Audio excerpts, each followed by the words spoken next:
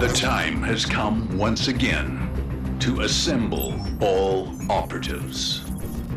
The mission: find the ultimate agent.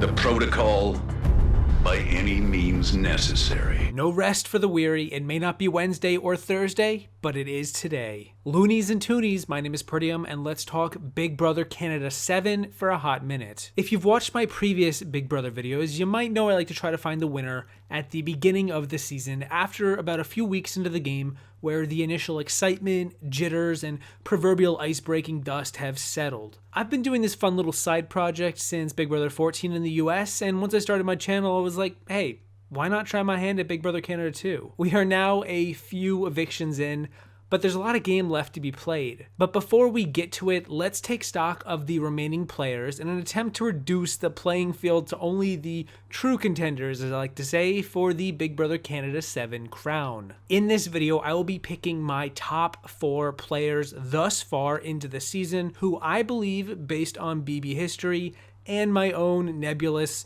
vague understanding of the game, who I believe can actually win this season, will win this season. There is no order to this 4 that I will be talking about, and I will say this isn't going to be the final 4. At least I don't think it's going to be, but instead just a cluster of 4 players in which I believe one of them is going to win. And to make this video even more fun, of course, why not? For the second time in 5 days, I will be including your guys' picks, your true contenders to win this season of Big Brother. As you may know, I asked on both YouTube and Twitter for your top 4 picks, and the results are in. So after my picks are laid out, I will then present who you guys picked as a collective top 4. And I will just say this, the results amused me. Who do you guys think is gonna win this season? Yeah, 15 players entered the house, but come on, we're Big Brother fans. Don't act like this isn't your first rodeo, you studly, milk-loving Canadian cowboy. We know a lot of these players just don't stand a chance. So while the feeds are down for just a little bit longer, here are my true contender picks for the Big Brother Canada 7 crown.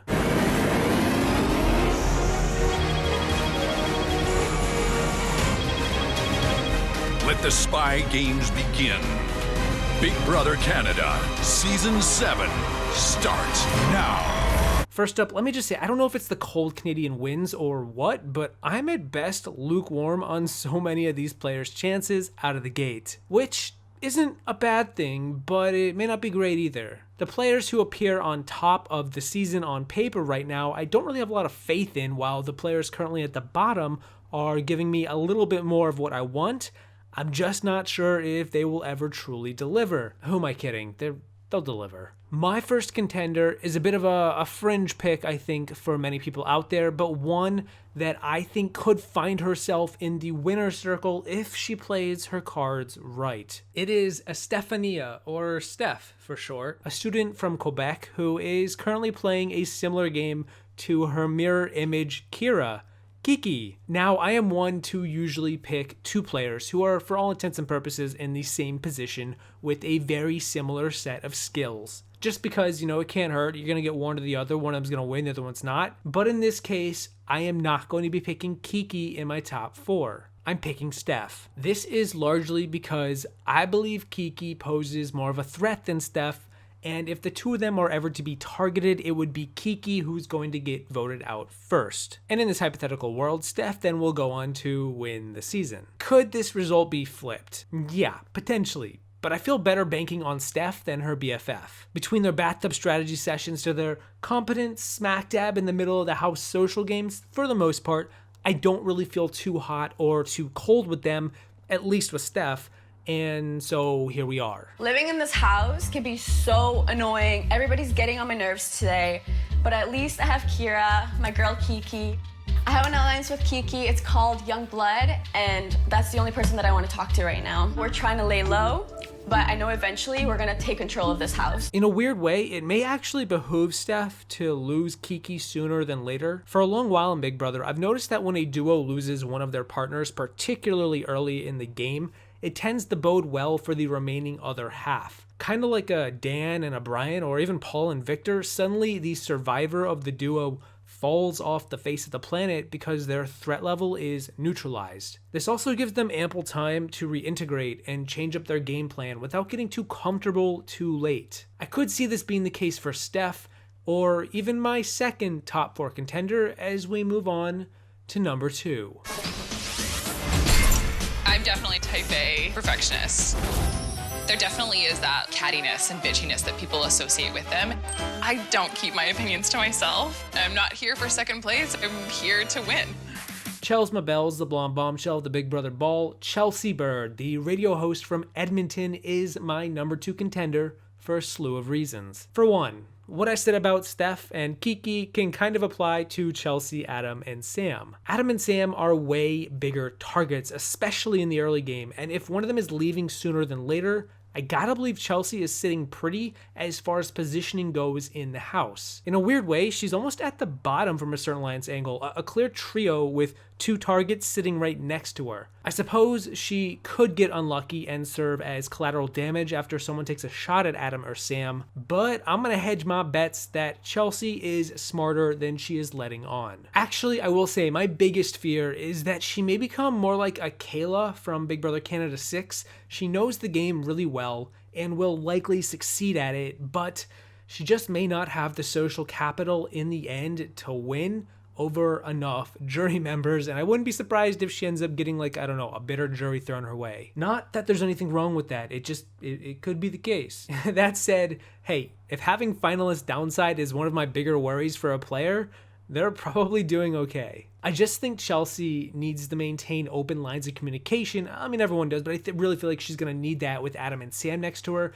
Easier said than done, and keep her social bonds warm across the stovetop. Not enough to burn her, but enough to where the porridge feels just right. And now we move to number 3 and 4, as they are basically wild cards. But after looking up and down the board, really separating the wheat from the chaff, I can't help but keep coming back to Eddie Lin, the cryptocurrency developer, social media manager from Montreal. I was born in China, but I live in Montreal right now. I literally learned English through watching the Big Brother program. Yes.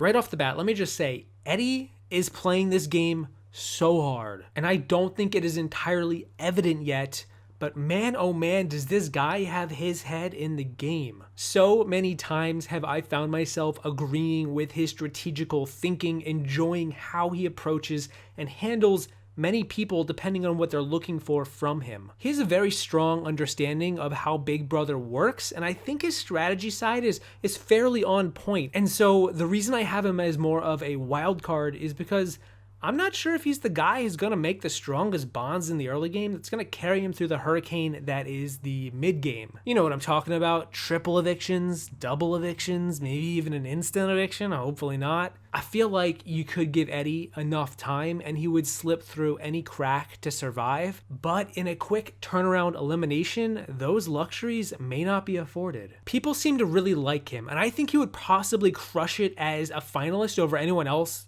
I mean, after week 1 at least, but who knows where we'll go. But will he be strong enough to get himself there when it's probably going to be incredibly evident just how smart and capable he really is down the line? Will he foster strong bonds with his peers beyond just being a plucky little brother-esque relationship? Enough to where he can leverage them to his advantage. These are the questions I've been asking myself when it comes to Eddie and questioning whether he is actually a true contender.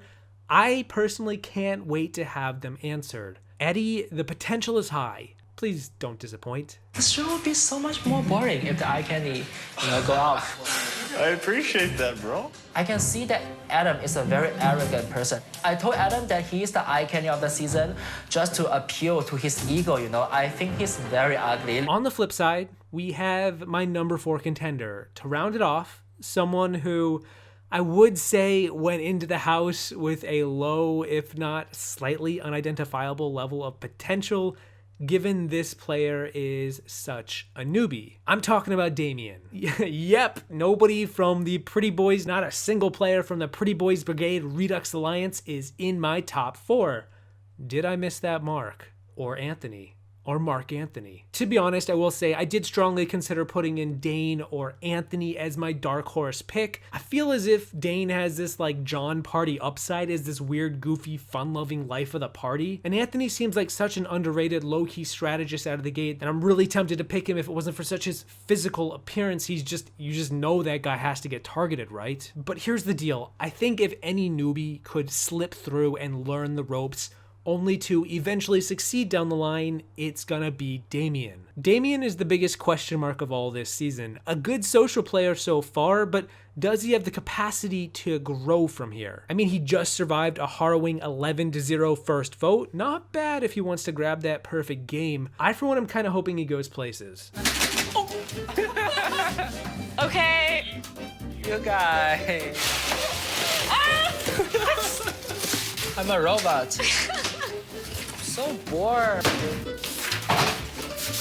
So satisfying. I really will admit I don't have a lot to say about Damien other than I think he's just a big question mark, and I think he's a question mark with a lot of upside as far as newbies go, more than Dane. Dane says he's a super fan, but he seemed to make a lot of critical errors. I feel good about Damien, something I didn't expect to say in the preseason. Overall, those are going to be my top 4 contenders for the Big Brother Canada 7 crown. So let's now turn it over to you guys. After polling you all on social media, I tallied the results, and here are your guys' top 4 picks, your top 4 contenders to win Big Brother Canada 7. Number 1 is Eddie. Yes. Yes, yes. Number 2 is Steph. Instead I have undergrad in psych. Number 3 is Damien. What the heck?